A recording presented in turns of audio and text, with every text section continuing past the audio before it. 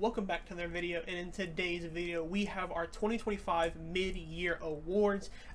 This is kind of something that we've been doing for the past few years now, and yeah, it's usually pretty fun. And obviously we have our end of the year awards that we did obviously at the end of the year, so yeah, should be interesting to see what we both have for our awards. We have a good we have 12 awards I think total, and yeah, pretty interested. Yeah, this has been a pretty good year. There's been some low points for AEW side and WWE side. Beginning of the year is probably more WWE heavy as far as cool things happening and stuff. And then, right now, current times, probably leaning a little towards AEW. Yeah. Well, let's kick things off with our rising star of the mid-year. For this person or this award, it's kind of just people who maybe last year they weren't as big of a name, but this year they're on a streak or they're doing really good stuff on TV or on pay-per-view. So yeah, who is your rising star? I have Stephanie Vaquer. Obviously, she came into the WWE, already had a little bit of buzz from the AEW Mercedes Moné match. She comes in with a little bit of buzz, but by the time she leaves TNA, she was a star. But at this point, she's damn near Rhea levels, like getting up there in rank for sure. So I definitely give rising star to Stephanie Vaquer. Yeah, I definitely don't mind that pick at all. She's obviously grown from, like you said, somebody who had the buzz, but now is on a different level. So definitely don't mind that pick. I'm gonna go with somebody who, on the AEW side, who at the start of the year, I think people hyped him up as a top free agent if his contract did come up, and that is AEW's or one of their newest signings, and that is Kevin Knight. I think he's had a pretty solid 2025 so far. Ever since he debuted, he's did some really cool stuff with Speedball, and I think since joining, he's kind of been highlighted as kind of like a top guy for this mid card, and has the potential, I think, down the line to eventually become a world champion. Obviously, that's very hard in the AEW landscape with all the top guys they do have. So yeah, I think Kevin Knight has improved a lot, and I think by this time next year he should definitely hold some type of singles gold. Yeah, for sure. Kevin Knight is someone who's been really exciting. Obviously, right now he's in the tag division, but obviously we are going to expect him at some point to go into that singles division and probably be someone who would win an Owen or something like that. Yeah, another pick I also had was Inamura from NXT. I think at the start of the year, didn't really know much about him. I think he did wrestle a few matches at NXT at the end of last year, but now in 2025, him and Josh Briggs have been doing great work, and Inamura himself has been one of the top guys in NXT as well. So I want to give him his credit as well because he's been great as well. Yeah. But next up, we have our Workhorse Award, and who do you have for this one? I have Penta sticking to the Raw side, of course, and Penta has just been killing. He's been wrestling a ton. He's on a lot of the PLEs. He was on Money in the Bank. He was in all the big spots that you would want somebody who's just entering that singles division and rising up the ranks very quickly. The reactions he gets, the entrance, the music, just the way he wrestles and rings still. But yeah, definitely interested to see him move forward with that. So yeah, I'm giving him the workhorse of the year because I really do feel like he's just put in the most pain this year. Yeah, for me, I have somebody who kind of cooled off in the past few weeks and maybe the month, but somebody who's had a phenomenal 2025. It is your rising star pick, and I went with Stephanie Vaquer. Everything she's done this year has been amazing. When she gets TV time, it's usually some of the best TV segments of the night. So yeah, she's been fantastic. Her matches are obviously incredible, and when she does kind of do like backstage segments or like little promos and stuff like that, they're also pretty solid as well. So yeah, Stephanie Vaquer has been great as well. Yeah, I thought about putting Stephanie Vaquer, and then another person I thought about was Sol Ruca as well, because she is your speed champion. She is your women's champion on NXT. Yeah. So yeah, she's been doing a lot of work wrestling on SmackDown, wrestling on PLEs, wrestling on NXT. So yeah, very interested in all these people moving forward. Yeah, and then next up, we're gonna go with our best non-wrestler. This is anybody who is not a wrestler. For this one, I went with AEW's Renee Paquette. She has been the backstage kind of interviewer role isn't really a big role on TV, but when I think somebody like Renee, she kind of stands out. She's very knows how to like play along with some of the wrestlers. She has that connection with them, and then also on the buy-in shows on pay-per-view, she is phenomenal with RJ as well. So yeah, Renee has killed it, and she's kind of the best. I'll probably say the best interviewer or backstage personnel in probably wrestling right now. Yeah, she's been doing really good stuff. But for my pick, I did go with Joe Tessitore. He's someone who came in brand new from ESPN. And we had kind of, at least for myself, I had kind of low expectations. I was like, another kind of outsider coming in doing commentary. I have to hear him every night. And he fit in really quickly, fit in like a glove. Now he is one of my favorite on the WWE side of things doing commentary. So yeah, he's a really exciting story. But someone who I almost picked, and I was kind of debating on it, was the Wrestler on AEW. He's been done a lot of cool things on their pay-per-views, on their pre-shows. Him and Big Boom AJ and Big Justice have been doing pretty cool stuff there. But I was about to go with the Wrestler, but I decided to go with Joe Tessitore instead. Yeah, another one of my picks also could have been MVP as well. I think since the Hurt Syndicate has joined, I think he's been a great part of the group and definitely has helped a lot as well. So, yeah, MVP is another guy who definitely could have won this award. Yeah. But next up, let's go to our best heel. Who do you have for this one? Yeah, I feel like this one is a pretty easy one. I am going with Jon Moxley. Whether, obviously at the beginning of the year you might not have liked the run, and I didn't like it either. However, it did make you hate him, and by the time he gave it up to Hangman, people were like begging for that title to be off of him. So in a way, he did his job, and towards the end of it as well, I did start to enjoy the Death Riders in the final month, maybe 2 months. Yeah, I also wanted Jon Moxley. It's kind of out on. I kind of like also the overall story and kind of what Jon Moxley was trying to do. I like the fact that when all this Death Rider stuff started, it was he needs people to step up in this company. He doesn't want to see it fall. He wants people to kind of, go over and above for the company like he does. And obviously he went by it in bad ways and nasty ways, but that's what he is. He's a heel to do that. And I think through that he's had a lot of guys, maybe not directly from him become megastars, but like a Hangman, Swerve, Ospreay have all been propelled now to fight for the company and become big baby faces as well throughout the company. So yeah, Jon Moxley is probably the guy who, it might be a little controversial pick, I could see some people thinking that, but I think overall he is just that damn good. Yeah, for sure. I don't see anyone who could really compete with the way Moxley did things in his run. Yeah, and then next up, let's keep on the topic and let's go with our best babyface of the mid-year. So this is going to be my only TNA pick of the video, but I am going with Mike Santana. If you haven't been keeping up with everything, I've been watching TNA for the past year or so. You've been somewhat keeping up with TNA, but Mike Santana, he left AEW. He was a tag team kind of stuck in that division. They didn't necessarily want to let him out of it. He goes to TNA, takes a huge chance on himself, and now he's in the world title picture. He's on NXT. He's likely gonna be signed by WWE at some point, and he is gonna be your TNA world champion at some point before he leaves for sure. So he's just somebody who took off this year and really started last year, but really took off this year, and I'm excited to see what his future of wrestling is gonna look like. Yeah, I definitely agree with that. I think, like you said, when he left AEW, no one really knew what Mike Santana's solo run would look like. Everyone kind of knew him with Santana and Ortiz. So, yeah, now that he's become a singles guy, like you said, he's become one of the top guys, not just in TNA, but in professional wrestling. So I'm really happy that some TNA love was there, especially for Santana, because he's one of my guys, I would say. But for best babyface, I'm sticking on the AEW side, though, and I went with Will Ospreay.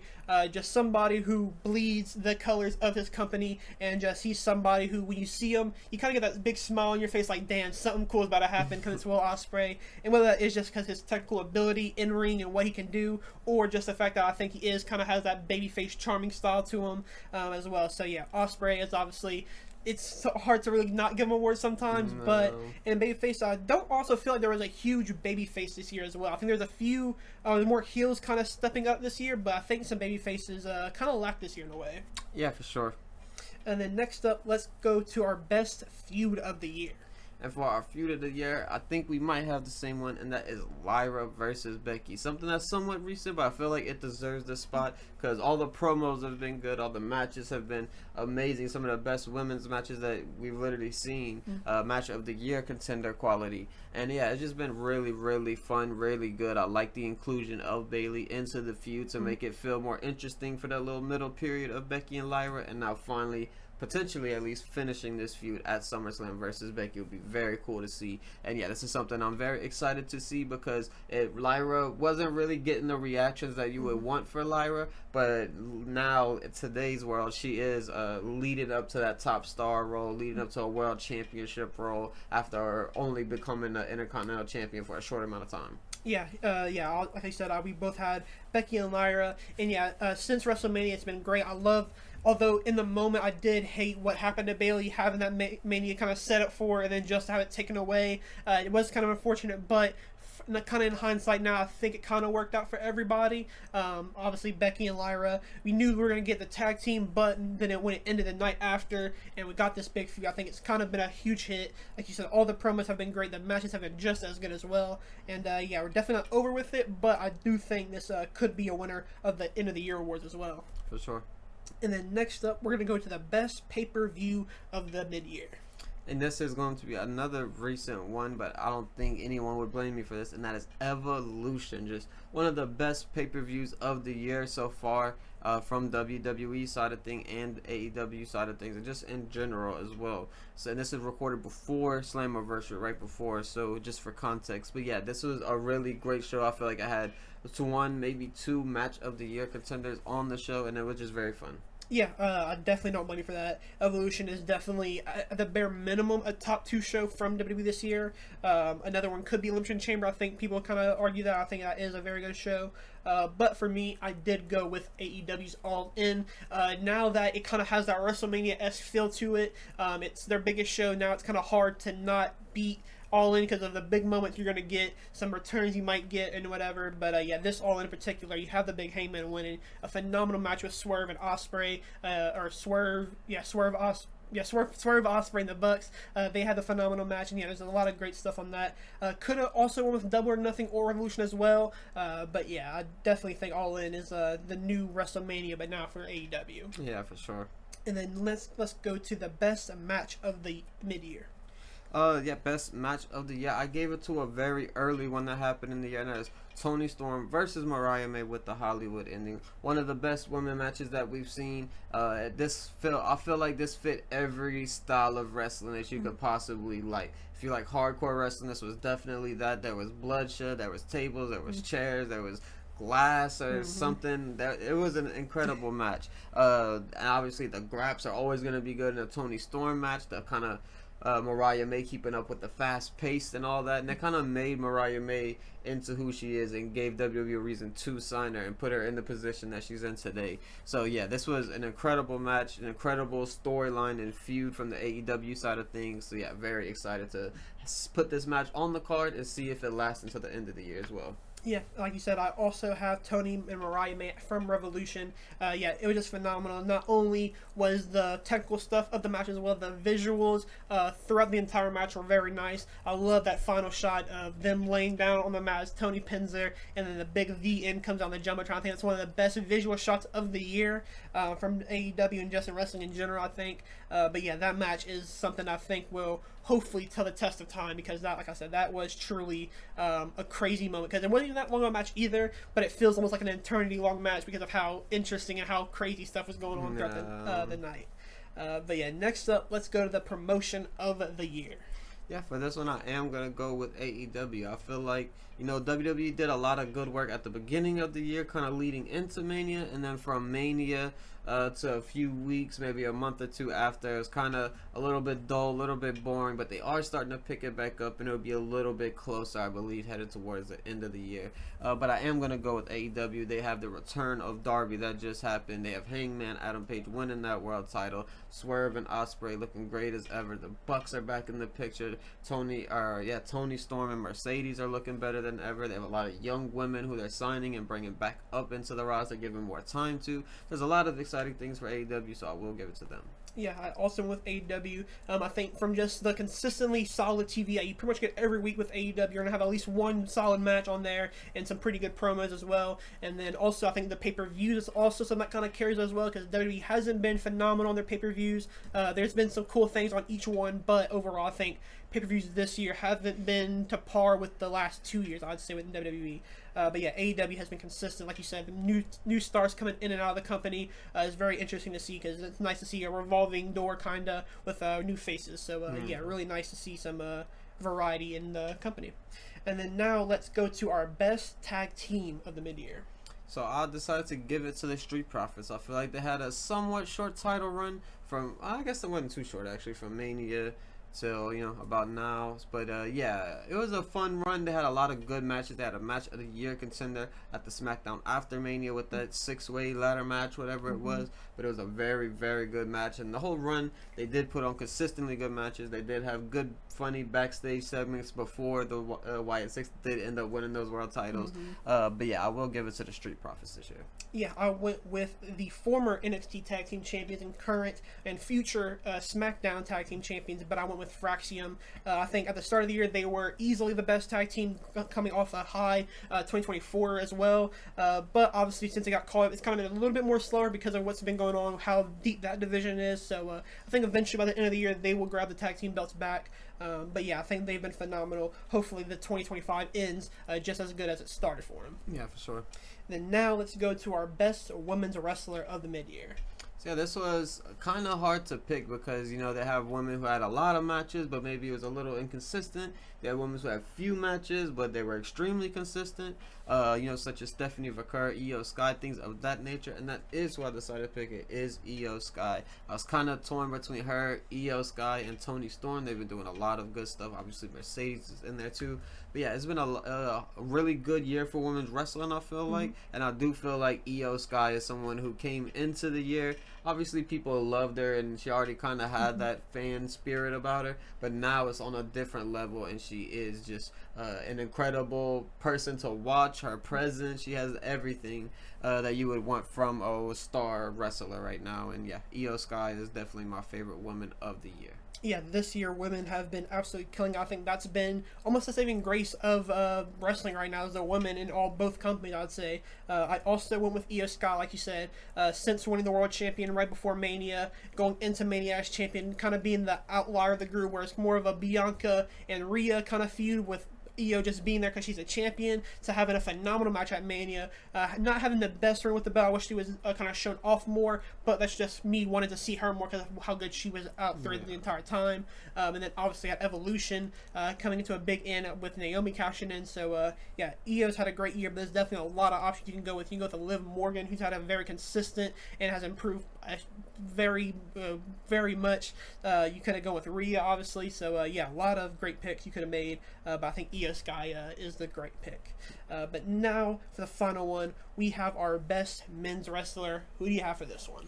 Yeah, this was a kind of tough one to go through because, you know, it was kind of hard to give someone the edge over the other because I feel like all the top men in the companies are kind of all in the same bubble a little bit. You could throw Punk in there with the Osprey, or you could throw Adam Page in there with Seth Rollins, or, you know what I mean? They're all kind of in that same category. But I did decide to go with Swerve Strickland. He's somebody who really got super over last year, but this year he kind of developed that into like, I'm the AEW guy. It's not just Will Ospreay on the show. You do have me here as well. He's kind of making a statement in himself, in his matches, the way he does his promos, his presence. He makes his own music. He's bringing in people from outside of AEW into AEW to make it more visible, and on social media just have more of a presence and everything. But yeah, Swerve Strickland's been doing an amazing job, amazing matches, and I'm excited to see if he'll finish this year off still in that spot of the #1 men's wrestler of the year. Yeah, like you said, there is like that group of wrestlers that you can always pick from. I probably went with kind of the easy pick, and I did go with Will Ospreay. Like I said, he is just the guy who, when you see him on TV, you know something interesting going to happen, whether it is a promo or it's a match. You know it's going to be a banger no matter what. And just that he is there pretty much every week in a way. Maybe not literally, but you're never going to see him for less than 2 weeks at a time. You're always going to see him. Unfortunately, he is injured or got written off after All In, so hopefully he does come back soon, so he doesn't miss the rest of 2025. But yeah, it is kind of hard. You could go with the Hangman and Page, I think, at the start with the MJF stuff. It's really interesting. Then he did the Christopher Daniels stuff, and then now after he went after Moxley, and now he won that. Can also be a good pick. I think that's probably somebody you can look out for at the end of the year as well. So yeah, definitely a lot of options. But yeah, definitely like the picks we did make. Yeah, for sure. I think it's been a really good year of professional wrestling so far. Obviously, there's lull periods in every year of every company and everything. But yeah, I think there's a lot of good things, even including TNA into that shuffle. They've been a company who's kind of been teased and talked about poorly in the past few years, and finally they're getting that uprising and coming back to the TNA that they were kind of loved and known for, and the roster's getting better and better, more deeper, with the help of the NXT people coming in and everything. So them, including AEW and WWE, has been an amazing year of pro wrestling. Yeah. But that would do it for our 2025 mid-year awards. Let us know what you guys would pick for each award down in the comments below. And if you enjoyed this, don't forget to leave a like and subscribe on the video. And yeah, thank you guys for watching, and we will see you guys in the next one.